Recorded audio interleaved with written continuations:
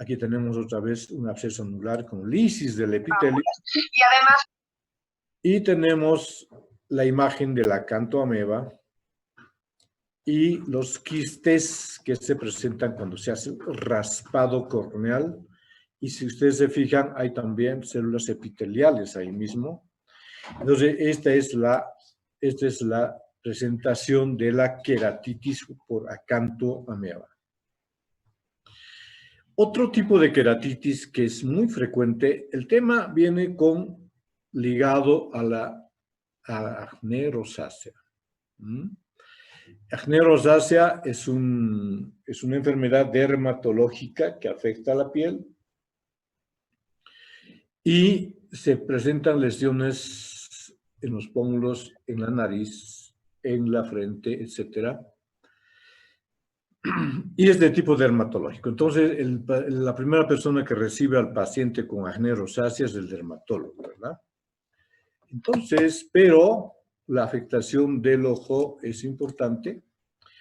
La rosácea es una dermatosis idiopática, no hay una causa clara, es frecuente en nuestro medio, afecta a la piel expuesta al sol, de la cara y la parte superior del cuello, ¿no? Y un porcentaje que ronda entre el 20%, digamos, entre 6 a 18% de los casos, tiene compromiso ocular. El compromiso ocular es importante porque muchas veces se produce un leucoma o un adelgazamiento corneal importante que lleva a la pérdida de la visión. La etiología multifactorial, factores vasculares, respuestas anómalas a bacterias comensales de la piel, ácaros como el Demodex, del género Demodex. Signos y síntomas. Entonces, lo que ustedes van a apreciar es, en primer lugar, un paciente con una afectación dérmica. Algo específico sería una irritación, el ojo rojito, lagrimeo. Signos cutáneos como telangiectasias, formación de pápulas, pústulas, el rinofima, enrojecimiento facial típico. En los párpados podremos ver, revisando cuidadosamente el borde del párpado, veremos las telangiectasias del borde palpebral y también son frecuentes, muy frecuentes diría yo, las blefaritis. Ya dentro de los signos del globo ocular tenemos una hiperemia vulvar, el ojo está muy rojo y existen signos de flictenulosis. La flictenulosis son unas pequeñas ampollitas que nacen ya sea en la córnea, en el limbo esclerocorneal o en la conjuntiva, y producen los signos corneales como queratitis marginal, erosiones epiteliales, vascularización periférica. Ese es un fenómeno muy claro. Por ejemplo, es típico ver en el borde palpebral vasos, neovasos, que no son normales. Ustedes cuando hagan el examen clínico a un paciente normal, nunca van a ver neovasos, pero en estos pacientes sí se presentan neovasos en el borde del párpado. Además de los neovasos que estamos describiendo en este momento, que serían en la córnea, vascularización periférica, puede ocurrir adelgazamiento corneal e incluso perforación, cicatrización que se manifiesta como leucomas y vascularización corneal. Tratamiento tópico a lágrimas artificiales sin conservantes, paños calientes, higiene palpebral, antibióticos tópicos como la eritromicina o la citromicina y los corticoides de baja potencia, ¿no? Como el loteprednol en las agudizaciones. El sistémico, tratamiento sistémico, doxiciclina 100 miligramos día por 4 semanas, luego continuar unas 3 a 4 semanas más con 50 miligramos día. Eritromicina en niños y embarazadas por el síndrome gris de la dentina.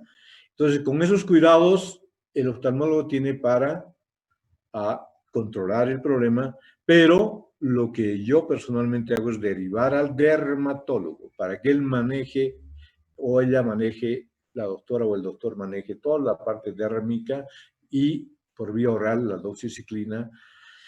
Algunos dan otros medicamentos, pero eso en dermatología ustedes pueden preguntar.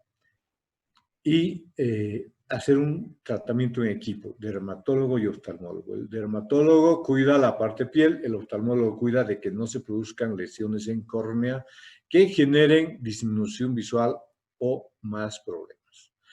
Este es el típico caso. Vean ustedes la rinofima, todas las lesiones cutáneas, y en el párpado pueden haber grados leves, como en A, acá, un poco más severos, o como en este caso que es muy severo.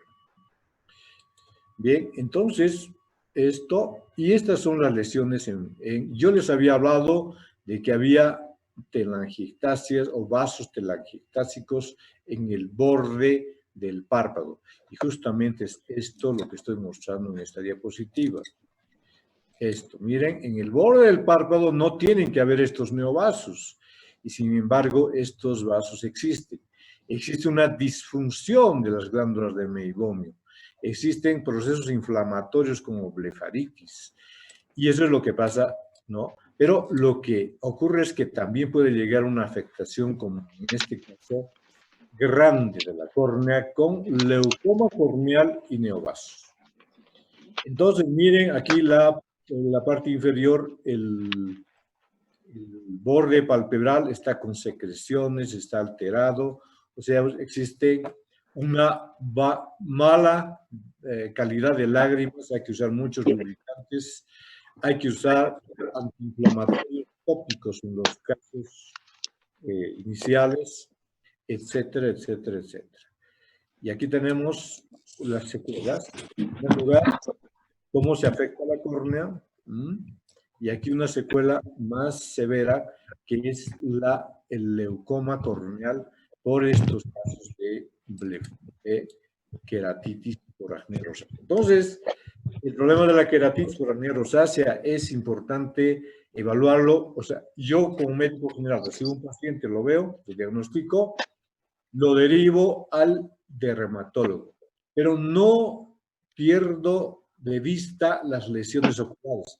Reviso el ojo, me fijo si hay flictenulosis, me fijo si hay neovascularizaciones en la córnea, etcétera. También al oftalmólogo, a las dos especialidades son importantes. Eso sería en cuanto a tratamientos con, a queratitis. Ahora tocamos el tema de ectasias corneales. Bien. Hay un micrófono abierto que está generando ruido, me parece que es de Dayana, por favor. Bien, entonces, en ectasias corneales ya son otro tipo de enfermedades, ¿no? Las ectasias corneales más importantes son el queratocono. Quizá ustedes han escuchado hablar del queratocono, pues podrían poner sus cámaras porque una vez que describa queratocono quiero revisar quiénes están atendiendo a la clase. ¿El queratocono qué es? Es una ectasia corneal bilateral no inflamatoria. No inflamatoria. Entonces, ectasia significa de que la córnea va perdiendo sus características normales, o en este caso por esta enfermedad. También puede ser por cirugías, etc. Entonces, el queratocono se caracteriza por una córnea que en vez de ser redondeada, ¿no? Porque ustedes saben que la córnea es un segmento de esfera, es una córnea cónica, por eso se llama queratocono. Querato en referencia a córnea y cono en respecto a la forma geométrica. Es un trastorno progresivo frecuente, muy frecuente en nuestro medio. Hicimos un estudio a los estudiantes de oftalmología hace unos 6 o 7 años y indagamos en todos si tenían algún problema en la córnea y si tenían queratocono, si sabían si tenían queratocono. Y todos dijeron que no, que estaban normales y sin embargo encontramos un porcentaje reducido pero importante que sí tenían queratocono. Entonces de unos 50, unos 5 sí tenían queratocono. Se inicia en la pubertad y progresa lentamente produciendo un adelgazamiento estromal central. central. En la córnea existe una protrusión apical, astigmatismo irregular y se asocia con el síndrome de Down y frotamiento de los ojos. La etiología no es clara.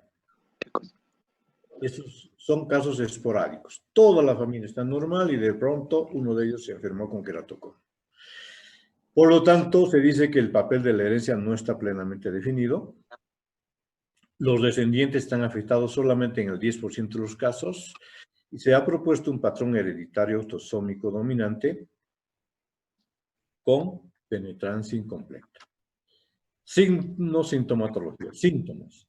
Disminución de la visión porque existe una deformidad corneal que lleva a un astigmatismo que va avanzando y una miopía consecuente. Entonces, no se olviden que, por ejemplo, los astigmatismos que pueden tener muchos de ustedes o en la población en general, el porcentaje es elevado, normalmente no es progresivo de la forma que es en el queratocono. Aumenta un poco, ¿verdad? Pero no aumenta más y la córnea está normal. En cambio, en el queratocono sí está disminuido su espesor y todo lo que les dije. Signos. Cuando se hace una oftalmoscopía directa, hay un reflejo que se llama en gota de aceite y reflejo en tijeras, cuando se hace la oftalmoscopía directa. Al examen en lámpara de hendidura, líneas finas y verticales llamadas estrías de Vogt, depósitos epiteliales de hierro en la base del cono que se denominan anillo de Fleischer y protrusión corneal cónica progresiva. Deformidad en el párpado inferior en la mirada hacia abajo se denomina signo de Munson y puede haber también hidropesía aguda por de la desconexión en casos avanzados. Entonces, esta es la córnea típica. Es una córnea que está delgadita en la parte central. No es una forma esférica, sino es más bien una forma cónica. Y se presenta un adelgazamiento de la córnea. Pueden haber cicatrices en la córnea anterior y estas estrías que se denominan de Vogt cuando hacemos el examen en lámpara de hendidura. En la fase intermedia, el signo de Charlotte sería lo que vemos con la pupila dilatada y cuando iluminamos el ojo con el oftalmoscopio o el retinoscopio, ¿ya? El signo de Munson es este de aquí abajo, que significa que cuando el paciente mira hacia abajo, se deforma el borde palpebral. Aquí tenemos una tomografía de la córnea que está mostrando que la córnea está muy delgadita y aquí está mucho más adelgazada y cónica, ¿no? La cámara anterior es demasiado profunda y es típica de esta enfermedad. El problema es que es progresiva. ¿Cómo valoramos los oftalmólogos esta enfermedad? Haciendo medidas de la curvatura de la córnea. Por eso se dice aquí que la córnea los valores queratométricos de la córnea están aumentados de forma progresiva.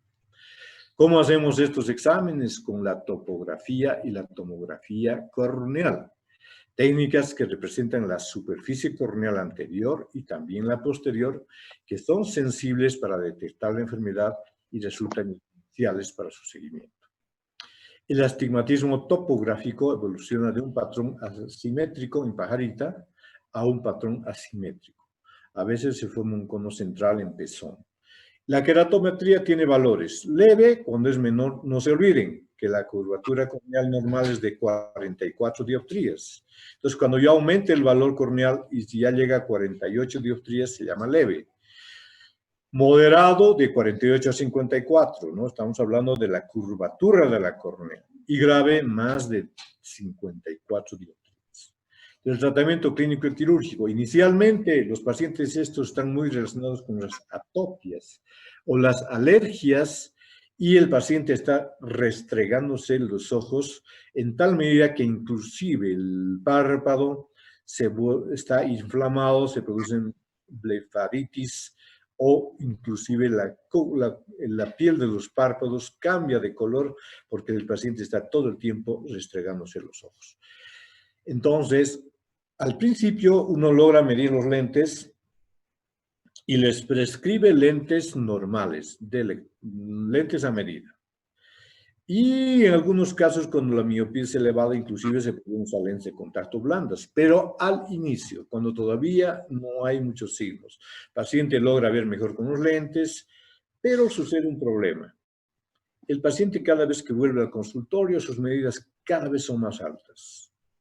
Y se va quejando de que va perdiendo visión con el tiempo. Entonces, ahí es una alerta, porque el paciente con un astigmatismo, diríamos, normal o el más frecuente, que no hay progresión, entonces viene y cambia los lentes y aumentó 0,50, aumentó una dioptría, pero el paciente logra ver bien. En cambio, el paciente con queratocono me dice, doctor, hace 6 meses me medí los lentes y sigo viendo, y bueno, ese momento vi muy bien, pero ahora estoy viendo mal, no puede ser, no puedo cambiar lentes cada 6 meses, además que son caros. Entonces, eso ya es un signo que hay que hacerle la topografía para ver si tiene queratocono o no. Ya más adelante, cuando el caso empeora, ya se deben usar lentes de contacto semirígidas, así se llaman, gas permeable para queratocono, o lo último que hay en problemas de queratocono, los lentes esclerales, en los casos más avanzados con gran deterioro de la agudeza visual.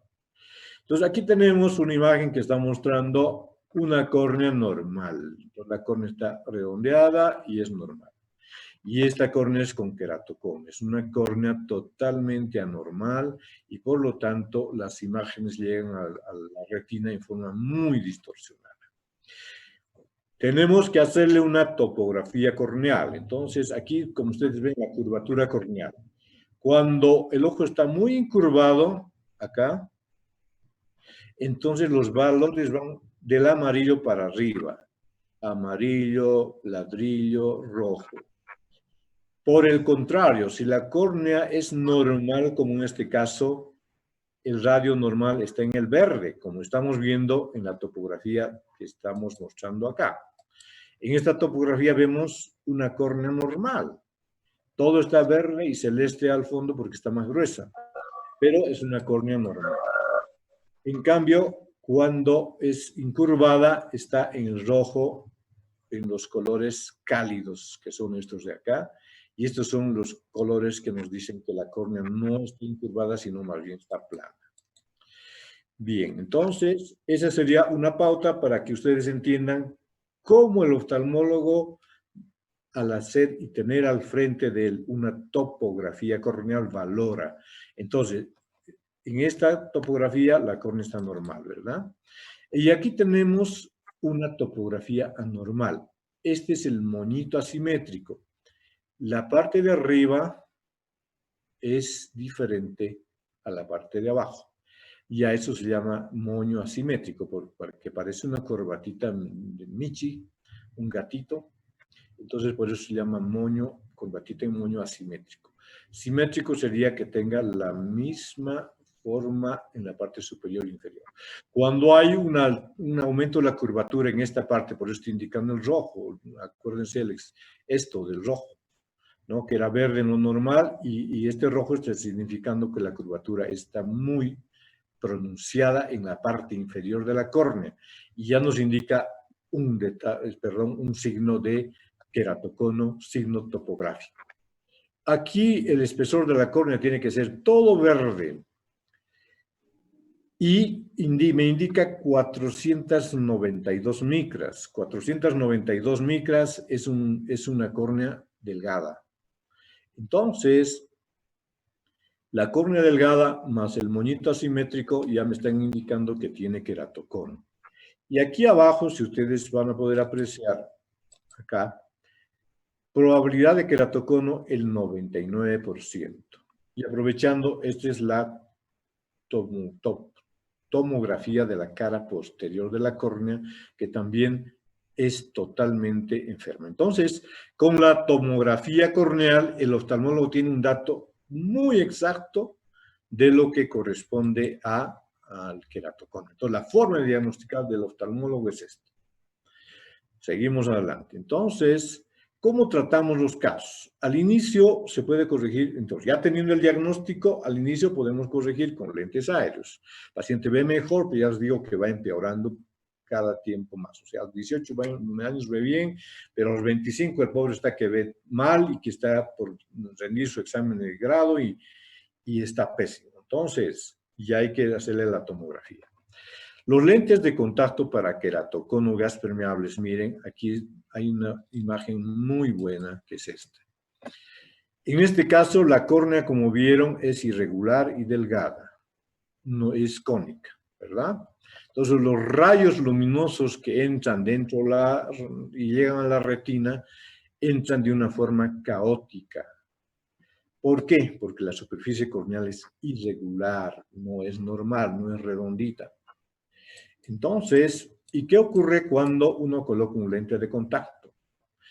Hacemos que este lente brinde una regularidad a la superficie corneal y los rayos luminosos entran perfectamente. Por lo tanto, el lente de contacto ayuda mucho para una buena agudeza visual en el queratocono y no tanto así los lentes aéreos o lentes normales, ¿verdad? Entonces, pensar bien que el lente de contacto, esta es la explicación por qué debemos usar lentes de contacto en este caso. Y este es un ejemplo de un lente de contacto, como están viendo, el paciente se está colocando el ojo y está logrando este efecto que estamos viendo acá.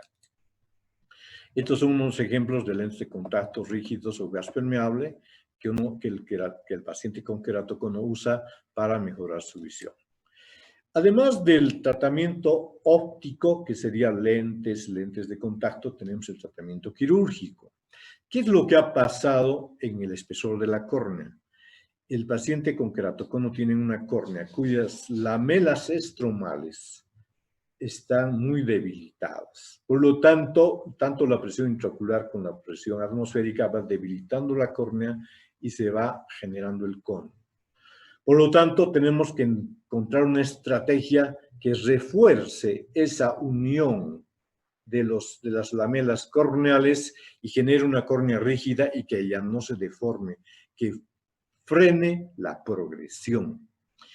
Y el cross-linking es un tratamiento que frena la progresión porque, como les voy a explicar enseguida, genera que las lamelas estromales no se deformen. Entonces, el cross-linking es un método nuevo para tratar el queratocono. ¿Y en qué consiste? En producir nuevos enlaces moleculares para reforzar el colágeno corneal que está debilitado en esta enfermedad. Excelente, buenos resultados, mínimos efectos secundarios. ¿En qué consiste la técnica? Se instila riboflavina hasta que la córnea se impregne totalmente y posteriormente se aplica radiación ultravioleta A. El crosslinking es un método nuevo para tratar el queratocono y consiste en producir nuevos enlaces moleculares, como les decía, y es una excelente alternativa terapéutica con buenos resultados y mínimos efectos secundarios, ¿verdad? Entonces, aquí en esta diapositiva, el médico está instilando en quirófano la riboflavina. Para eso, antes hay que quitar el epitelio corneal. Una vez que lo hemos hecho según técnica, el poner cada 5 minutos una gotita, durante media hora, entonces se pasa a la segunda parte, que sería la aplicación con estos aparatos de radiación ultravioleta, ¿no? Entonces, eso hace de que los enlaces moleculares se conviertan más firmes, se creen más firmeza, y de una córnea, esta es una córnea de cerdo, que es blanda, cuando aplicamos la radiación ultravioleta más riboflavina se vuelve más rígida, porque esos enlaces se han potenciado. Por lo tanto, la progresión disminuye. Y a esto se llama cross-linking, a este tratamiento se llama cross-linking. Bien, seguimos adelante. En otros, pues hay muchos médicos que implantan, porque ¿cuál es el detalle? Aplanar el cono y generar una córnea más estable. Para ello, o sea, el tratamiento que genera la estabilidad corneal, porque va a incidir justamente a nivel molecular, Es el crosslinking. Pero estos anillos intraestromales que se llaman, puede generar un aplanamiento del córnea, de la córnea, refuerzan la córnea y mejoran en algunos casos la agudeza visual, pero no en todos. Pero generalmente lo que se usan son ambos, el crosslinking y los anillos intraestromales.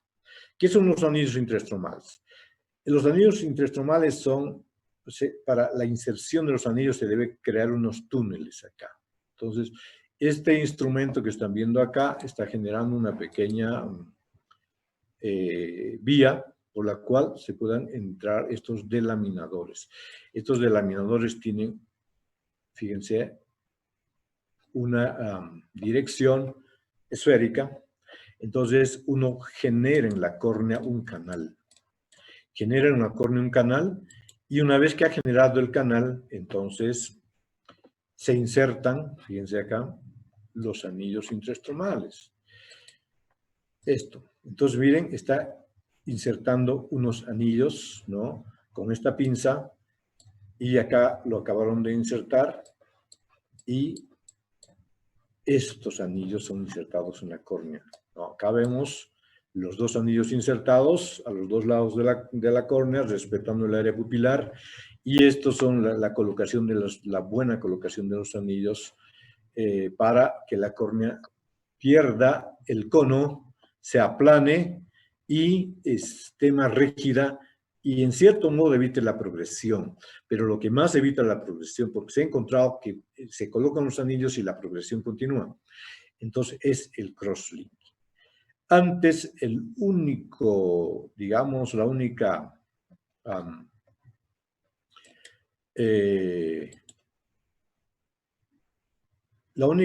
lo que hacíamos era esperar que la córnea se adelgase más y cuando estaba muy mal se hacía un trasplante de córnea.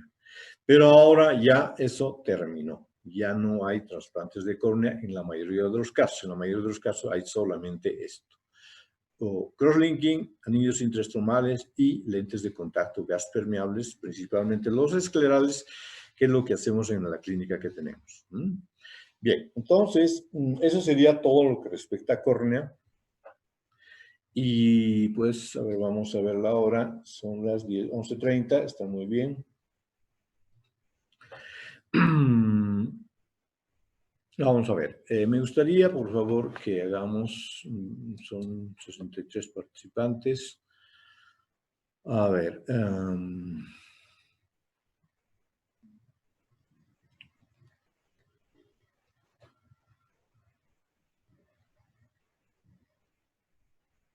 Me gustaría que abran sus cámaras de a poquito para que los pueda visualizar. Todavía no los micrófonos.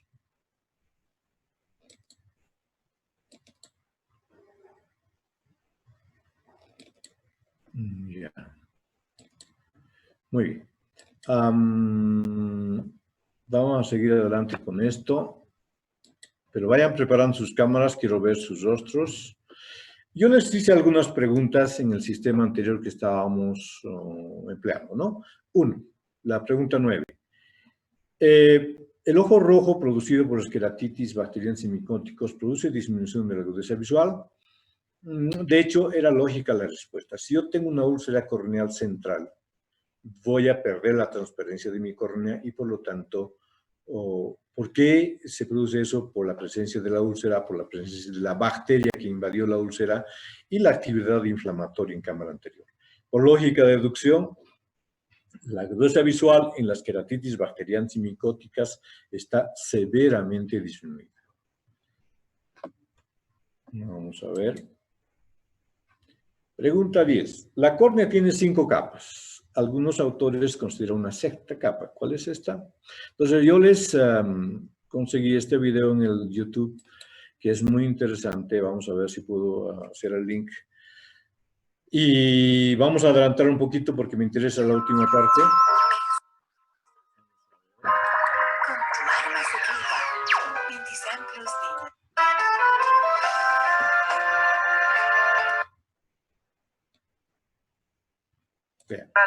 Que suponen el 90% del grosor corneal. A estas 3 capas hay que añadir 2 membranas. La membrana de Bowman, Doctor, no estamos viendo el video. situada ¿Ven entre ustedes el epitelio video? y el estroma, y la No, membrana de Doctor. no nos escucha. No solamente compartiendo la pantalla de PowerPoint, sino de 4 YouTube. micras en el A ver. recién nacido, que aumenta aproximadamente 1 micra cada. ¿Están viendo el video? No, doctor. Solo se escucha el audio. Tiene que Creo que compartir. tiene que salir la de las diapositivas para que se pueda ver. ¿Ahora sí? Sí, ¿Ahora pueden ver Sí, sí. Sí, doctor. el video? A 10 años, y en el adulto Ahora sí está tiene todo de bien. 10 a 12 micras. ¿Está bien todo? Podemos ahora nombrar las 5 capas de la córnea de delante a detrás. Primera, epitelio anterior. Segunda, membrana de Bowman. Tercera, estroma. Cuarta, membrana de Descemet. Quinta, epitelio posterior o endotelio. El epitelio anterior es la capa más externa de la córnea.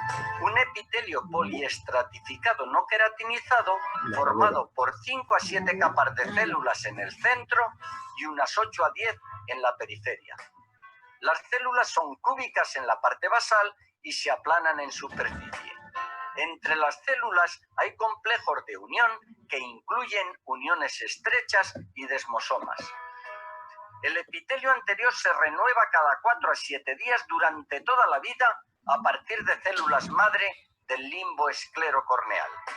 Está muy inervado y por eso es muy sensible al dolor. Tiene función protectora y restringe el paso de fluidos y otras sustancias. El epitelio descansa en una membrana basal a la que se ancla mediante hemidesmosomas.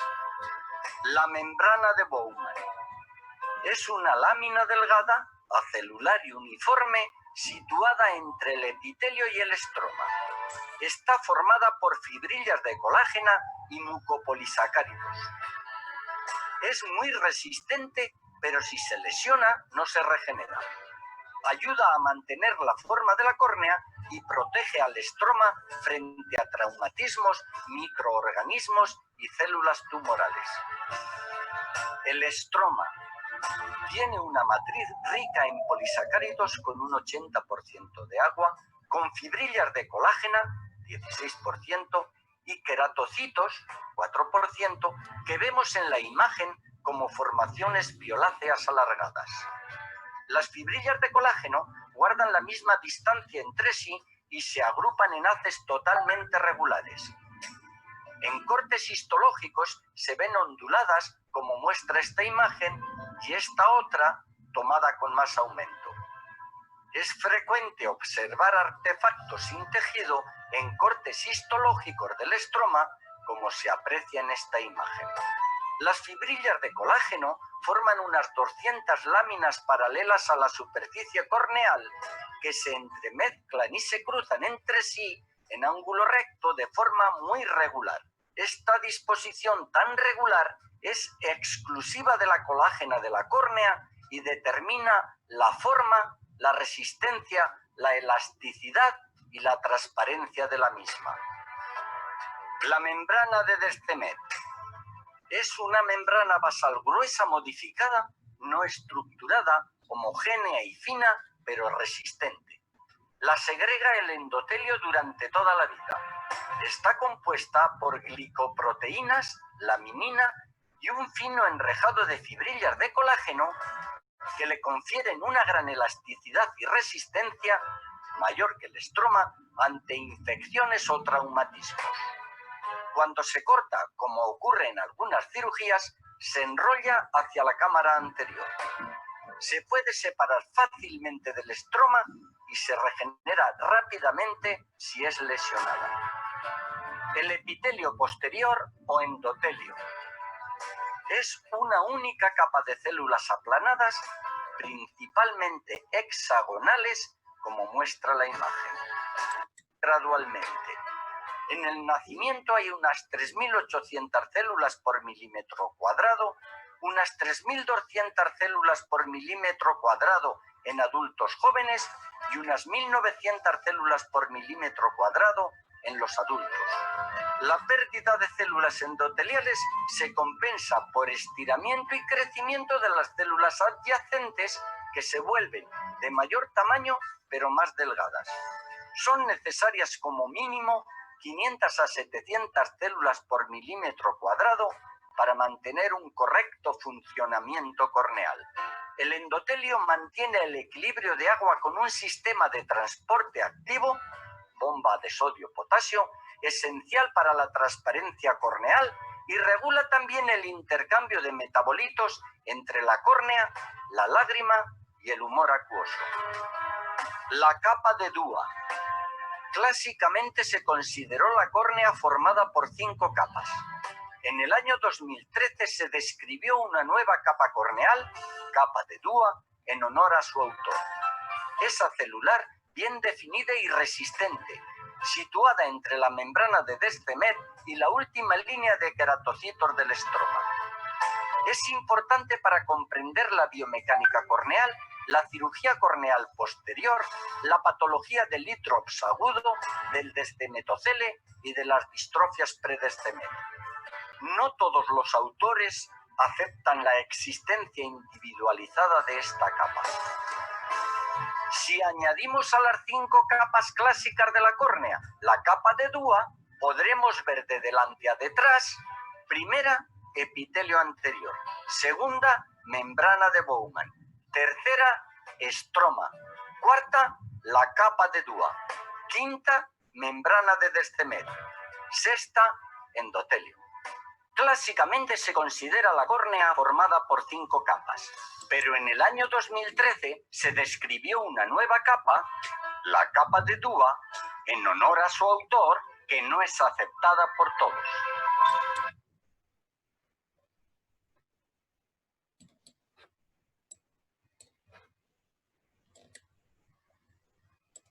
Muy bien.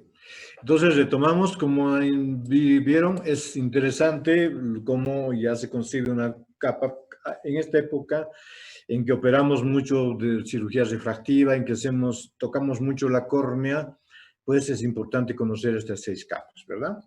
Entonces, siguiendo adelante, tenemos que la pregunta número 11, si las queratitis podrían producirse con epitelio intacto. No. La queratitis, para que se produzca queratitis bacteriana, tiene que haber una solución de continuidad para que la bacteria entre y lesione la córnea. O la córnea tiene que estar previamente enferma. La pregunta 12, queratitis herpética en su forma epitelial no se debe tratar con corticoides, porque hay la replicación del virus en el epitelio y si se trata con corticoides, pues el cuadro empeora muchísimo y eso ya lo vimos y ya los respondieron también ustedes. La queratitis por acantomema, por supuesto que baja la visión por el mismo mecanismo que la bacteriana y la micótica. El frotamiento, hay excelentes respuestas de ustedes, pero sí genera microtraumatismo, liberadores de mediadores químicos y puede generar un queratocono, puede empeorar un astigmatismo. O sea, aquellos casos de alergias oculares que induzcan al frote de los ojos, y más que todo en los niños, tienen que estar muy atentos. Si el niño se está restregando mucho los ojos, hay que pedirle que no lo haga. ¿Bien? Y la paquimetría es la medida del espesor corneal o paquimetría en el queratocono es importante porque, por ejemplo, en el queratocono, la paquimetría hay que irla controlando de tiempo en tiempo porque va reduciendo el espesor. Y una de las características justamente es esa, que hay que controlar. ¿Está bien? Entonces, como todavía tenemos unos minutos, voy a pedir al doctor Alfredo Guerra, que es oftalmólogo, él se formó en Colombia, que nos dé algunos criterios, de repente algunas preguntas que ustedes pueden hacer y que él pueda interactuar con nosotros y responderlas. ¿Está bien? ¿Tienen alguna pregunta? Y le invitaría al doctor Alfredo que para poderlo... Vamos a ver. ¿Cómo está? ¿Cómo están? Buenos días a todos. Mi nombre es el doctor Alfredo Guerra. ¿Se escucha? Sí. Sí, sí, se escucha, se escucha. Mi nombre es el doctor Alfredo Guerra, yo soy hijo del doctor Freddy Guerra y precisamente él me ha convocado a esta charla para remarcar ciertos detalles que pues podríamos compartir, ¿no? En general, a manera de resumen, la parte de las úlceras corneales, pues mi recomendación principal sería pues muchas veces en la práctica de medicina general o de otras especialidades, ante cualquier lesión, la primera reacción que uno hace es parchar el ojo, ¿no? Cuando hay una abrasión, cuando hay un cuerpo extraño, cuando hay este tipo de úlceras. Entonces, es importante que ustedes tengan un criterio, porque no es cuestión de parchar todo, ¿no? Entonces, es importante que tengan en cuenta que si existe una úlcera corneal infecciosa o presumiblemente infecciosas, es muy importante no parcharla, ¿no? Porque eso pues empeora muchísimo las cosas. Si ustedes están en la provincia, qué sé yo, a 24 horas de aquí, de la ciudad, y remitan al paciente, muchas veces llegan con el parche en el ojo, ¿no? Entonces empeora mucho las cosas, incluso llegan ojos ya perforados por haber parchado el ojo.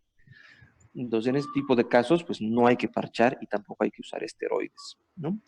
Porque el esteroide favorece a la bacteria, favorece al hongo, favorece a la cantánea que haga su eh, agresión en la córnea. Entonces, esa parte sería básicamente de eso. Después de la parte de queratitis por acné rosácea, pues esa es bastante fácil de ubicarse por las características clínicas que tiene el paciente, no solamente oftalmológicas, ¿no? Sino que tenemos un paciente con un acné muy fuerte, tenemos una rinofima, la nariz rojita, tenemos la parte de los párpados es bastante roja y se ve a simple vista, se ve bastante la parte de lo que viene a ser la blefaritis, ¿no? La caspa, que es lo que normalmente les decimos nosotros al paciente, la caspa en las pestañas, que es importante el manejo conjunto de dermatología y la parte de oftalmología, la nuestra, ¿no?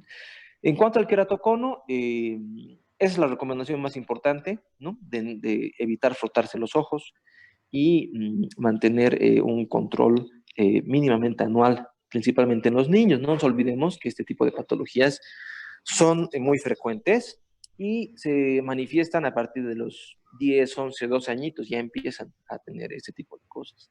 Entonces, hay que estar pendientes. Si nosotros tenemos algún paciente o incluso un familiar o alguien que está cambiando muy seguido de lentes, pues es muy importantísimo su chequeo, ¿no?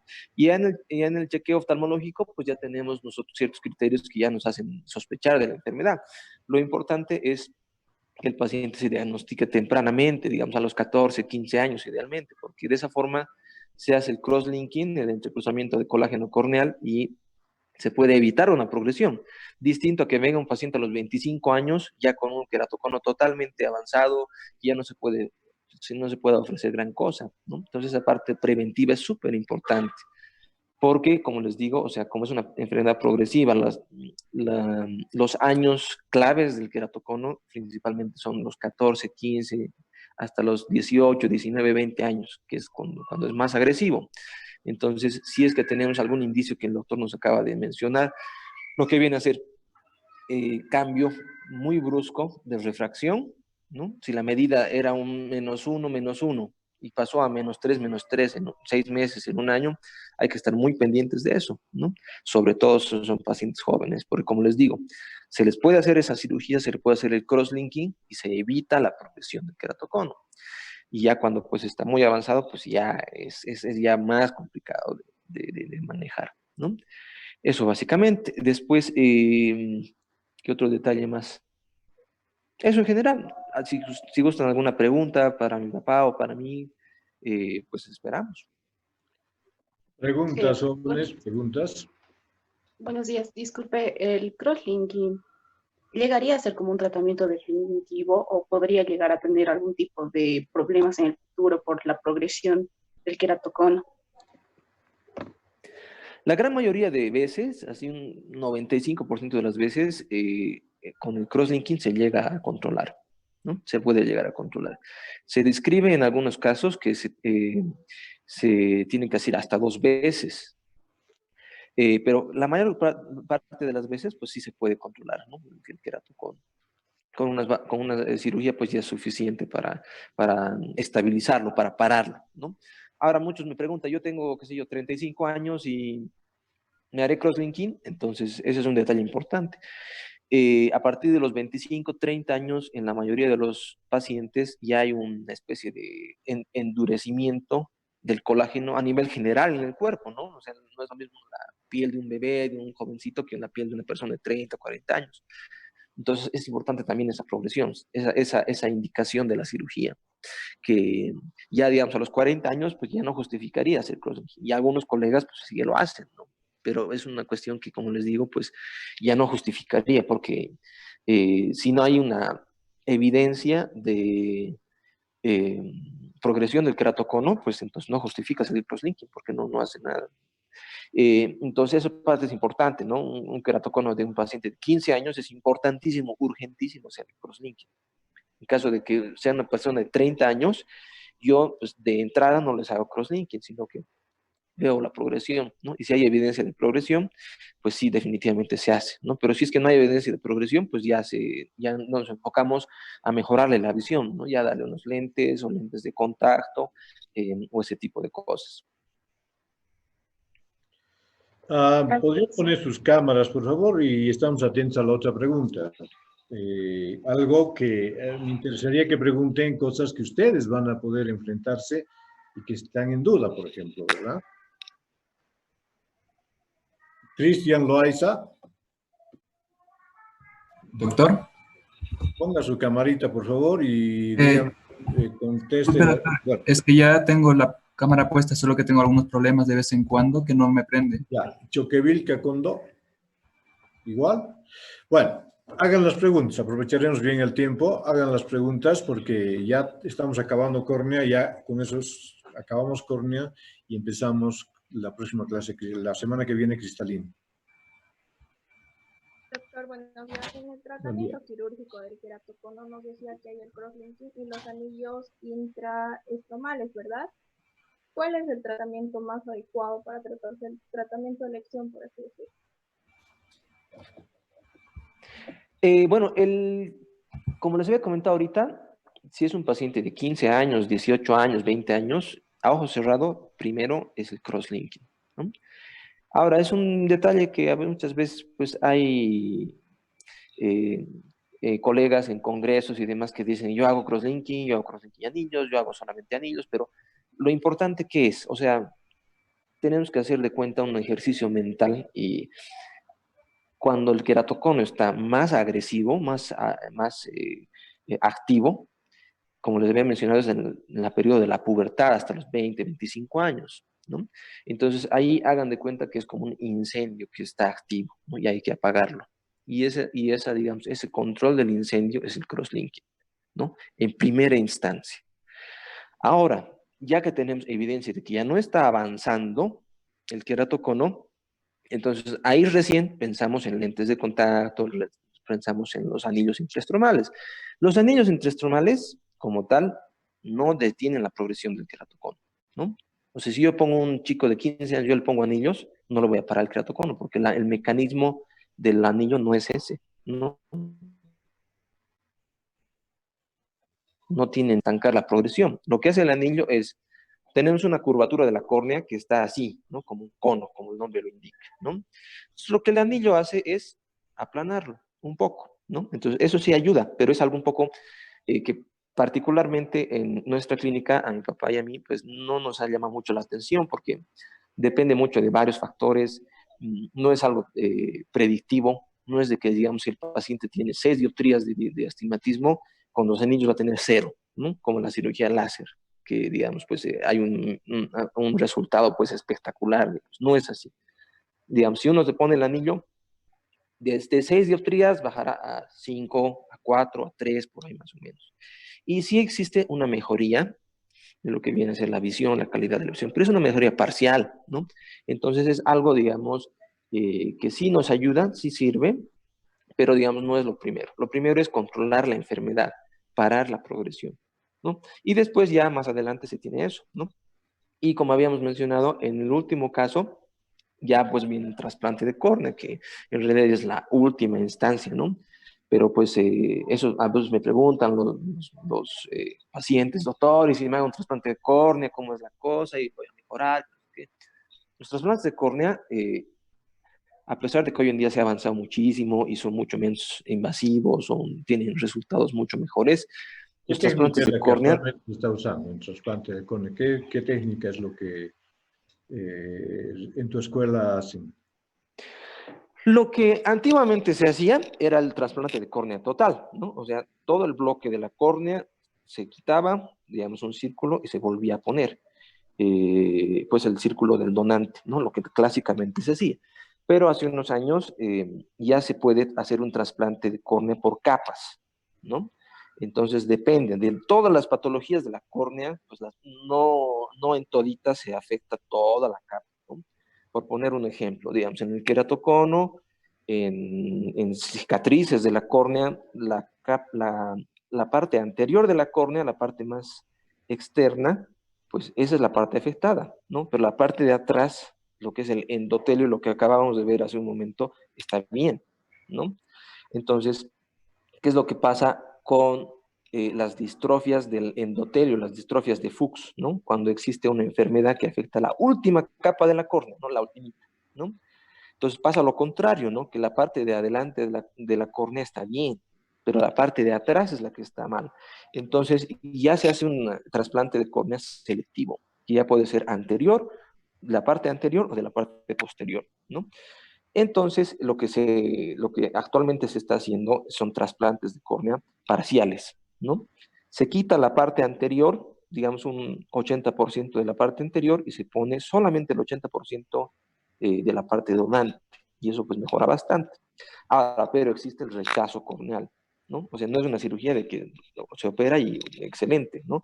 Tiene sus riesgos, tiene sus complicaciones, tiene su rechazo, entonces, al punto que estaba yo tratando, ¿no? Si paciente me dicen, oye, es que yo me quiero hacer un trasplante de córneas. Uno, lamentablemente en el país es bastante complicado por ahora hacer trasplantes de córnea, porque todavía no tenemos un banco de córneas, un banco de ojos que esté dotando a todo el país. Hay que importar las córneas de Estados Unidos.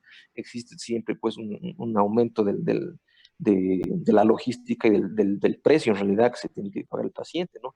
Es limitante por ahora, ¿no? Y dos, como les decía, existe el trasplante de córnea, existe, mejor dicho, existe el rechazo corneal, existen las infecciones, existen una serie de cosas que pues yo les digo al paciente, usted, digamos, si se somete al trasplante corneal, pues podría quedar viendo peor de lo que está viendo ahorita. Y esa no es la idea, ¿no? Ahora, claro que si es un caso avanzadísimo, avanzadísimo, el cual está totalmente deformado o totalmente cicatrizado, pues ahí es distinto, ¿no? Porque ahí, digamos, no hay de otra, ¿no? Pero, digamos, pues básicamente ese es más o menos el nomograma, ¿no? El árbol de decisiones que nosotros tenemos y lo aplicamos aquí. Perfecto, muy bien, gracias. ¿Y alguna pregunta más, por favor? Disculpe, doctor, buenos días. Ya. Mi duda va más o menos al parchado. Como mencionaba al principio, no se tiene que realizar todo el tiempo, pero en los casos en los que sí, ¿hay alguna metodología, algunos pasos que tendríamos que considerar o solo basta con cubrir el ojo y nada más? O sea, el doctor habló del parchado en las úlceras corneales, Alejandro. Sí. Pero tú hablas del parchado en general. ¿En qué caso se debe parchar el ojo? ¿Esa sería la pregunta? Sí, y si hay un cómo definido. Digamos, ¿en qué casos yo sí debo parchar y en qué casos no debo parchar, verdad? ¿El doctor Alfredo está todavía presente para responder? Sí, sí. Básicamente, cuando nosotros tenemos una sospecha de que podría haber una infección en el ojo, bueno, cuando existe una úlcera, a simple vista, pues uno ve, ¿no? Una mancha blanca al centro de la córnea. Incluso el paciente dice, no, me ha salido una mancha blanca en el centro de la córnea. Entonces, eso es evidentemente una úlcera corneal, ¿no? Entonces, esa sí es una contraindicación para el parchado, ¿no? ¿Qué otra contraindicación más sería cuando existe una fuerte sospecha que existe una infección? Existe una infección. Por ejemplo, si es que un paciente del campo, un trabajador del campo, se ha rozado ha tenido un traumatismo con una rama o con algún agente, pues algún elemento vegetal, entonces mejor es no parchar, ¿no? ¿Por qué? Porque la parte de los hongos, la parte de bacterias y demás cosas, pues tenemos una fuerte sospecha. Igual, digamos, si es que hay personas qué sé yo, digamos, se exponen a, qué sé yo, aguas hervidas, no sé, algo así, que uno sepa que realmente es una fuente de infección muy fuerte y, digamos, el ojo, qué sé yo, tiene una abrasión o algo, entonces mejor no parchar, ¿no? Ya cuando tengamos, digamos, un clásico cuerpo extraño, que no tiene esos antecedentes, ya sea, digamos, una astilla de la moladora, ya sea, qué sé yo, un traumatismo, qué sé yo, que su hijito le ha metido el ojito el dedito al ojo, digamos, ¿no? Entonces, que nosotros sabemos que no es algo tan infeccioso, ahí sí se puede parchar. Ahora, con respecto a la técnica del parchado, pues en realidad no hay una indicación muy concreta en eso, en realidad, ¿no? Lo ideal, pues lo que hacemos nosotros en el consultorio de oftalmología, el consultorio de urgencias, es poner un ungüento antibiótico ocular, ¿no? Un ungüento ocular, antibiótico, y pues parchamos el ojito, ¿no? Pero ustedes, pues que están, digamos que si están en el campo o algo, pues simplemente eso, poder tomar algún antibiótico, como les había comentado, idealmente no de dexametasona, si es que estamos sospechando de una úlcera corneal. Pero como les digo, si es un cuerpo extraño, si es una astilla por amoladora, pues ponemos alguna gotita antibiótica y simplemente el parche, los de la farmacia, los que tienen color piel, que se le pone ahí hasta que vaya donde el oftalmólogo. Claro. No se olviden que un apósito, de los apósitos que se usan para cirugía, que es una capa de gasa, algodón y nuevamente gasa, ustedes lo pueden cortar en forma oval y colocar al ojo, ¿no? Entonces, ese es un parchado. Y en este sentido, la tela adhesiva para que haga presión y facilite la cicatrización. Si hay algún compañero, sí, acá hay uno de los compañeros, sí, sí. Puede participar José Enrique.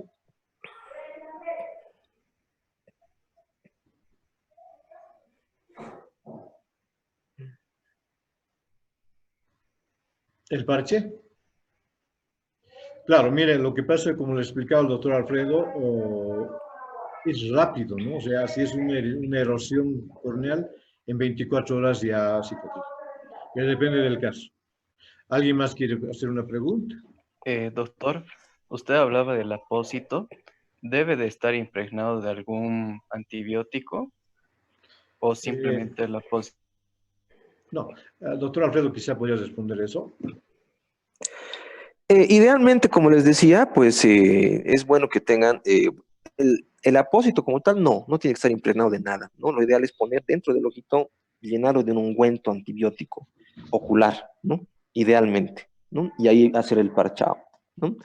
Pero si, como les digo, o sea, si están en, qué sé yo, en el campo, a 12 horas de la ciudad, de aquí, pues puede ser solamente, pues, tal vez una gotita antibiótica, la que tengan a la mano, gentamicina, clorfenicol, y pues el parchadito, ¿no? Hasta que pues vengan aquí a la ciudad para ya hacer su revisión adecuada.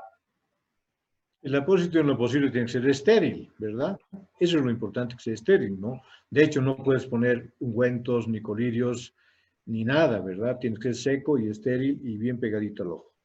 De una forma que anatómicamente, pues, cumpla su función. No vas a poner un apósito así. Yo alguna vez veo unos apósitos tremendos que les ponen, por ejemplo, cuando llegan del campo, ¿no? Entonces es un apósito quirúrgico que está a la mitad de la cara, cuando tendríamos que cortar un óvalo y colocarlo adecuadamente, que sea además estético, ¿verdad? Y a veces ocurre eso en que son un poquito descuidados. ¿Alguna pregunta más? Una consultita, en el tema de cuando hay rechazo en el implante de la córnea, ¿qué se puede hacer? Doctor Alfredo, por favor.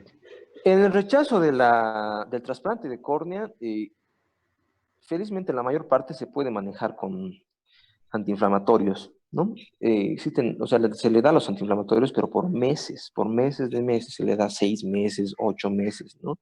Generalmente se puede regular. Existen otro tipo de medicamentos que son los inmunomoduladores, que vendría a ser la ciclosporina. y el tacrolimus que se puede dar también. Y eso pues también nos ayuda a evitar el rechazo, ¿no? Pero en algunos casos pues existe un rechazo muy serio, muy fuerte de la persona hacia el injerto y pues el botón corneal pues se llega a rechazar, ¿no? Y se vuelve opaco, se vuelve totalmente opaco, como una cicatriz. Y pues ahí es pues cuando se dice pues que ha fracasado el trasplante de córnea, ¿no? Gracias, Correcto. doctor. Y se puede hacer otro trasplante de córnea, ¿verdad? Sí, pues sí, se podría hacer otro trasplante de córnea, pero pues muchas veces cuando existe una vascularización del ojito, o a veces hay, digamos, otro tipo de enfermedades como ojo seco, otro tipo de cosas, podría también otra vez rechazarse el trasplante de córnea, ¿no? Pero pues estamos hablando de los casos más extremos, ¿no? Ya más dramáticos en realidad del queratocono, ¿no? Felizmente la mayor parte de los casos pues no se tiene que llegar a eso, sino a las otras opciones. Pero como les digo, ante todo, pues la medicina preventiva es lo más importante, entonces es importantísimo de que nosotros no lleguemos a eso y se pueda, digamos así, direccionar al paciente a un centro, pues, de córnea, ¿no? Porque también a veces, pues, hay gente que va donde un optómetra, ¿no? A medir lentes y esa es su única valoración por 5 años, entonces llegan a los 20, 22 años ya con el ojo tremendamente, con el coratocono tremendamente avanzado y pues ya es mucho más complicado, ¿no? Lo ideal es identificar a estos pacientes, digamos, a los 10, 12, 13 añitos, ¿no? Cosa de que ya se les hace el seguimiento, se les tiene ya la evidencia de que sí está progresando bastante y se le hace el crosslinking y pues ahí se llega a parar el proceso. Bien. Hay dos compañeros más que levantaron la mano. Pueden participar, por favor. Doctor, buen día, disculpe. En el tratamiento del queratocono, en el tratamiento óptico, nos mencionaba que el usar lentes de contacto permitía que se corrija la irregularidad de la córnea. Y mi pregunta era que si los lentes aéreos no llegarían a cumplir esa misma función. No. Porque el lente aéreo vendría acá, miren. El lente aéreo vendría... No se ve. No se ve. Está en la pantalla donde pusiste el video de YouTube. Hay que poner al... Ah, ya, perfecto. Entonces vamos a poner esto. Entonces he estado cambiando... Ya. Entonces, acá. Entonces, ¿dónde iría el lente aéreo? ¿No? El lente aéreo vendría acá. Y entonces igual, pasan los rayos luminosos y no pasa nada. ¿Qué es lo que ocurre en el lente de contacto? Aquí el lente aéreo, entonces no pasa nada, sigue igual, no se resuelve el problema. El lente de contacto, lea acá en la literatura que dice acá, que este líquido y este se vuelve la capa, digamos, de la córnea que está regularizando el paso de los rayos de luz. Pues aquí está líquido y aquí está el lente. No ocurre eso con el lente normal, porque aquí está el aire, ¿verdad? Y aquí no está reformando, porque el lente normal tiene una superficie diferente. En cambio, el lente de la córnea está simulando una córnea normal y esta cara interna se está adaptando a la irregularidad corneal. Entonces, si usted se fija en esta imagen, entiende perfectamente por qué el lente de contacto es la solución y no así el lente de montura. ¿Me entendió, Doctor, no? entonces, ¿el lente aéreo de qué forma ayuda en el tratamiento? Al principio, ¿no? Y en algún caso, algún paciente siente mejoría, pero no se olvide un detalle importante, la calidad de la visión. El paciente puede ver, pero ver mal. En cambio, con el lente de contacto, la calidad de la visión es buena, porque como usted se fija, los rayos luminosos están entrando correctamente. En cambio, en este caso, los rayos luminosos están entrando de una forma caótica y desordenada, como dice acá. ¿Verdad? Esa es la explicación. ¿Ya? Gracias, doctor. ¿Había otra persona más que quería comentar? ¿Quería hacer alguna pregunta? ¿Sí? ¿Hay alguien más que quiera comentar algo? ¿No? Doctor, tengo una duda. A ver, dígala. Con el tema que estábamos hablando ahora, ¿podría ser que por el uso constante de la lente de contacto podría ser que la córnea pueda volver a un estado un poco más normal? Corregir, podríamos llamarlo así. No. O sea, el lente de contacto va a realizar, digamos, le va a dar al paciente la oportunidad de ver bien, de tener calidad visual, pero no va a influir en la progresión de la enfermedad. No, la enfermedad si va a progresar, sigue progresando, a no ser que se haga crosslinking, ¿no? Entonces, los tratamientos para que se frene la progresión es el crosslinking. El tratamiento para que el cono disminuya su curvatura son los anillos intraestromales. Pero el lente de contacto mejora la visión, pero no interfiere en la evolución de la enfermedad. ¿Ya? Está bien, doctor, gracias. ¿Alguna pregunta más?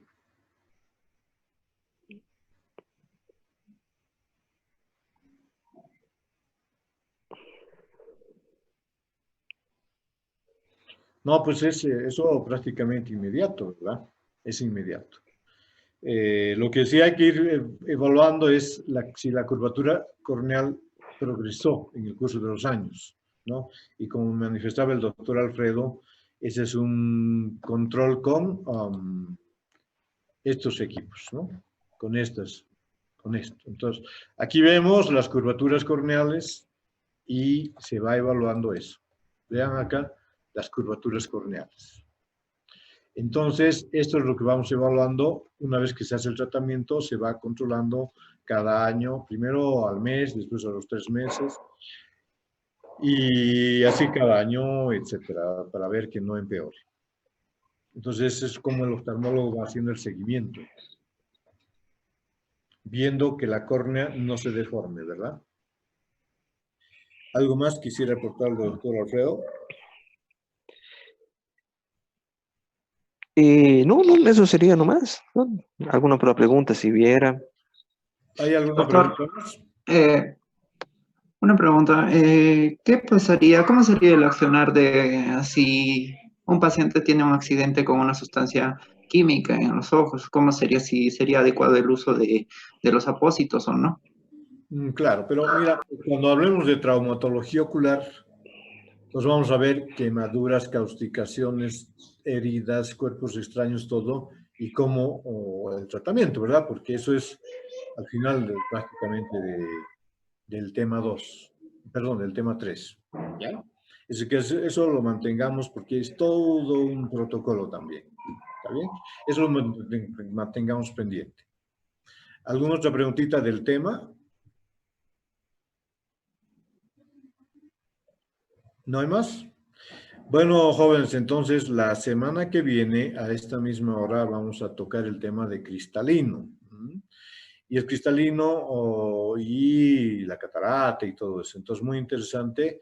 Yo voy a estar en contacto con ustedes a través de su presidenta y a la misma hora nos vemos. ¿Está bien? Bueno, jóvenes, si no hay nada más, entonces suspendemos la sesión y nada más, ¿no? ¿Hay alguna pregunta más? Y agradecemos al doctor Alfredo, que le voy a pedir que nos acompañe porque él está, digamos, más actualizado que mi persona y nos va a poder ayudar mucho en las cosas últimas que se están haciendo. ¿Está bien?